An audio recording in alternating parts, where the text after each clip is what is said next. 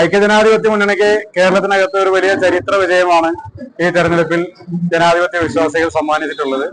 കഴിഞ്ഞ 10 വർഷക്കാലത്തെ ഇടതുപക്ഷ ഭരണം ഇവിടെ പര്യവസാനിക്കുകയാണ്. പിണറായി വിജയൻ സർക്കാരിന്റെ ജനദ്രോഹ നയങ്ങൾക്കെതിരായി ഈ നാട്ടിലെ ജനങ്ങൾ വിധിയെഴുതിയതിന്റെ ഭാഗമായിട്ടും കൂടിയാണ് ഇത്തരത്തിലൊരു വലിയ വിജയം ഐക്യജനാധിപത്യ മുന്നണിക്ക് നേടിയെടുക്കാൻ വേണ്ടി സാധിച്ചത്. 10 വർഷക്കാലമായി കൊടുങ്ങല്ലൂർ നിയമസഭാ മണ്ഡലം ഇടതുമുന്നണിയാണ് വിജയിച്ചത്. ആ മണ്ഡലം തിരിച്ചുപിടിക്കാൻ സാധിച്ചതിലുള്ള അതിയായ സന്തോഷം ഇവിടെ രേഖപ്പെടുത്തുകയാണ്. ഒട്ടനവധിയായ വ്യക്തിപരമായ പ്രചരണങ്ങളാണ് ഇടതുമുന്നണി ഈ തെരഞ്ഞെടുപ്പിനകത്ത് മുഴുവൻ കൊണ്ടുപോയത്. വ്യക്തിഹത്യ നടത്തിയും അപവാദങ്ങൾ പ്രചരിപ്പിച്ചും ഒക്കെ തന്നെ UDFന്റെ വിജയത്തെ തടയിടാമെന്നുള്ള അവരുടെ വ്യാമോഹത്തിന് ഈ നാട്ടിലെ ജനങ്ങൾ നൽകിയ അതിശക്തമായ ഒരു തിരിച്ചടി ഈ തെരഞ്ഞെടുപ്പിന്റെ റിസൾട്ടിൽ നമുക്ക് കാണാൻ വേണ്ടി സാധിക്കും. അതുപോലെ തന്നെ മാധ്യമങ്ങൾക്കകത്ത് ഉൾപ്പെടെ വലിയ രീതിയിലുള്ള പ്രചരണം ഈ തെരഞ്ഞെടുപ്പിന്റെ ഭാഗമായി ഇടതുമുന്നണിക്ക് വേണ്ടി നടന്ന ഒരുപാട് പ്രചരണങ്ങളുണ്ട്. ആ പ്രചരണങ്ങളെല്ലാം തന്നെ ജനം തള്ളിക്കളഞ്ഞിരിക്കുകയാണ്. ആത്യന്തികമായി ജനം വിജയിച്ച ഒരു തെരഞ്ഞെടുപ്പാണ്. ജനങ്ങളാണ് ഈ തെരഞ്ഞെടുപ്പിൽ UDFനെ നയിച്ചത്. ജനം തന്നെയാണ് വിജയിച്ചത്. ജനങ്ങൾ തന്നെ നേതൃത്വം കൊടുക്കുന്ന ഒരു സർക്കാരുമായി ഈ ഗവൺമെന്റ് മുന്നോട്ട് പോകും. ഐക്യജനാധിപത്യ മുന്നണിയെ വിജയിപ്പിച്ച മുഴുവൻ വോട്ടർമാർക്കും നന്ദി രേഖപ്പെടുത്തുകയാണ്. കൊടുങ്ങല്ലൂരിൽ അവരുടെ ജനപ്രതിനിധിയായി എന്നെ തെരഞ്ഞെടുത്ത മുഴുവൻ ജനാധിപത്യ വിശ്വാസികളോടും ഹൃദയത്തിന്റെ ഭാഷയിലുള്ള നന്ദി രേഖപ്പെടുത്തുന്നു. ഈ വിജയത്തിന് എല്ലാവരോടുമുള്ള നന്ദി പറഞ്ഞുകൊണ്ട് മുന്നോട്ട് പോവുകയാണ്.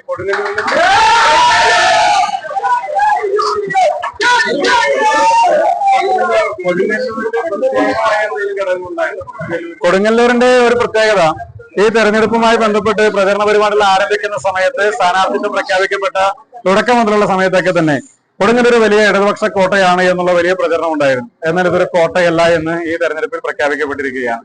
അതുപോലെ തന്നെ 2024 ലോക്സഭാ തെരഞ്ഞെടുപ്പിൽ പോലും ഏതാണ്ട് 100-111 സീറ്റിൽ UDF ലീഡ് ചെയ്തപ്പോൾ പോലും കൊടുങ്ങല്ലൂർ നിയമസഭാ മണ്ഡലം 500 വോട്ടിന് പുറകിൽ പോകുന്ന സാഹചര്യം ഉണ്ടായി. ഈ തൊട്ടടുത്ത് നടന്ന ത്രിതല പഞ്ചായത്ത് തെരഞ്ഞെടുപ്പിലും സംസ്ഥാനത്തെമ്പാടും വലിയ വിജയം ഉണ്ടായപ്പോഴും 9,000-ൽ പരം വോട്ടിന്റെ മൈനസാണ് കൊടുങ്ങല്ലൂർ നിയമസഭാ മണ്ഡലത്തിനകത്ത് ഉണ്ടായത്. അപ്പോ ഈ ഘടകങ്ങളൊക്കെ മുൻനിർത്തിക്കൊണ്ട് ഈ തെരഞ്ഞെടുപ്പിനകത്ത് UDF വിജയിക്കില്ല എന്നും ഹാട്രിക് വിജയം നേടാൻ സാധിക്കുമെന്നുള്ള വലിയ പ്രചരണം ഉണ്ടായി. പക്ഷേ ഈ നാട്ടിലെ ജനങ്ങൾ അനുഭവിക്കുന്ന പ്രയാസങ്ങളും പ്രശ്നങ്ങളും ഒക്കെ തന്നെയാണ് ഏറ്റവും വലിയ പ്രചരണത്തിന്റെ ഭാഗമായി ഞങ്ങൾ മുന്നോട്ട് കൊണ്ടുവന്നത്.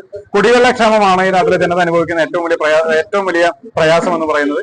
21-15 ദിവസം കുടിക്കാൻ വെള്ളമില്ലാതെ കുടിവെള്ളത്തിന് വേണ്ടി കാത്തു നിൽക്കേണ്ടി വരുന്ന ഒരു ജനതയെ ഈ കൊടുങ്ങല്ലൂർ നിയമസഭാ മണ്ഡലത്തിന്റെ പല ഒരു മോചനം ഉണ്ടാകണമെന്ന് ജനങ്ങൾ ആഗ്രഹിച്ചു. അതിന്റെ ഭാഗമായിട്ടുണ്ടായ വിജയം എന്ന് തന്നെയാണ് പറയാനുള്ളത്. അത് തന്നെയാണ് ഏറ്റവും പ്രധാനപ്പെട്ട ഘടകം. ഇനി MLA ഏറ്റെടുക്കുന്ന പ്രധാന വിഷയം മണ്ഡലത്തിലെ ഏറ്റവും പ്രധാനപ്പെട്ട വിഷയവും ഏറ്റവും ആദ്യം പരിഹരിക്കേണ്ടതുമായ വിഷയം എന്ന് പറയുന്നത് കുടിവെള്ളക്ഷാമവുമായി ബന്ധപ്പെട്ട വിഷയമാണ്. അതൊരു പെട്ടെന്നൊരു ദിവസം കൊണ്ട് പരിഹരിക്കാൻ കഴിയുന്ന കാര്യമല്ല. പക്ഷെ ഈ വേനൽ ഇങ്ങനെ ജനം ഒരുപാട് പ്രയാസം അനുഭവിച്ച് കടന്നുപോയിക്കൊണ്ടിരിക്കുന്നു. അടുത്ത വേനലിന് മുമ്പെങ്കിലും ഈ നിയമസഭാ മണ്ഡലത്തിലെ കുടിവെള്ളക്ഷാമത്തിന് ശാശ്വതമായ ഒരു പരിഹാരം കണ്ടെത്താനുള്ള ഒരു പ്രവർത്തനത്തിനാണ് ഇവിടെ UDFന്റെ ജനപ്രതിനിധി എന്ന നിലയ്ക്ക്, ഈ നാട്ടിലെ ജനങ്ങൾ തെരഞ്ഞെടുത്ത MLA എന്ന നിലയ്ക്ക് എന്റെ ഭാഗത്തുനിന്നുണ്ടാകുന്ന ഏറ്റവും പ്രധാനപ്പെട്ട പ്രഥമ പരിഗണന നൽകിക്കൊണ്ടു പോകുന്ന ഒരു കാര്യപരിപാടി എന്ന് സൂചിപ്പിക്കാൻ വേണ്ടി. അതുപോലെ തന്നെ കൂട്ടിക്കിടക്കുന്ന സ്ഥാപനങ്ങൾ കൊടുങ്ങല്ലൂർ മണ്ഡലത്തിൽ കൂടുതലുണ്ടല്ലോ. അത്തരം സ്ഥാപനങ്ങൾ തുറന്ന് പ്രവർത്തിക്കാനുള്ള എന്തൊക്കെ ഏതിനായിരിക്കും പ്രയോജനം കൊടുക്കുന്നത്? അതും പ്രധാനപ്പെട്ട ഒരു കാര്യം തന്നെയാണ്. UDF സർക്കാരിന്റെ കാലഘട്ടത്തിൽ ആരംഭിച്ച പദ്ധതികൾ പലതും കഴിഞ്ഞ 10 വർഷക്കാലമായി നിന്നുപോയി. ഇവിടെ കോഴിത്തീറ്റ ഫാക്ടറി പൂട്ടിക്കിടക്കുകയാണ്, ചക്ക ഫാക്ടറി പൂട്ടിക്കിടക്കുകയാണ്. പിന്നെ പുത്തനിര സ്പിന്നിംഗ് മില്ലിന് വേണ്ടത്ര സൗകര്യം ഒരുക്കി കൊടുക്കുന്നതിൽ 10 വർഷക്കാലമായി വേണ്ടത്ര ഇടപെടലുണ്ടായില്ല. മാളയിലെ ജൂതപ്പള്ളി ഒരു ഷീറ്റ് ഇട്ട് മൂടിക്കിടക്കുന്ന സ്ഥിതിയിലേക്ക് വന്നു. മാളയിലെ തന്നെ കായിക പ്രേമികളുടെ അവസരങ്ങളുണ്ടായിരുന്ന ആ ഗ്രൗണ്ട് ഇന്ന് ഉപയോഗിക്കാൻ സാധിക്കാത്ത സാഹചര്യം ഉണ്ടായി. അങ്ങനെ ഓരോ പഞ്ചായത്തിലും ചെന്ന് പരിശോധിച്ച് നോക്കിയാൽ ഓരോ മണ്ഡലത്തിലും മുനിസിപ്പാലിറ്റിയിൽ ഉൾപ്പെടെ എല്ലായിടങ്ങളിലും തകർന്നു കിടക്കുന്ന ഓരോ പ്രൊജക്ട് നമുക്ക് കാണാൻ വേണ്ടി സാധിക്കും. കൊടുങ്ങല്ലൂർ മുനിസിപ്പാലിറ്റിയിലെ കോട്ടപ്പുറത്ത് പിന്നെ ആ ബോട്ട് ജെട്ടി ഉൾപ്പെടെയുള്ള കാര്യങ്ങളൊക്കെ തന്നെ, മുസ്ലിസിന്റെ ബസ് സ്റ്റാൻഡ് ഉൾപ്പെടെ, KKTM കോളേജിൽ ആരംഭിച്ച കൺവെൻഷൻ സെന്റർ ഉൾപ്പെടെ അങ്ങനെ തകർച്ചയുടെ സ്മാരകങ്ങൾ നമുക്ക് ഈ നിയമസഭാ മണ്ഡലത്തിനകത്ത് എവിടെ ചെന്നാലും കാണാൻ വേണ്ടി സാധിക്കും.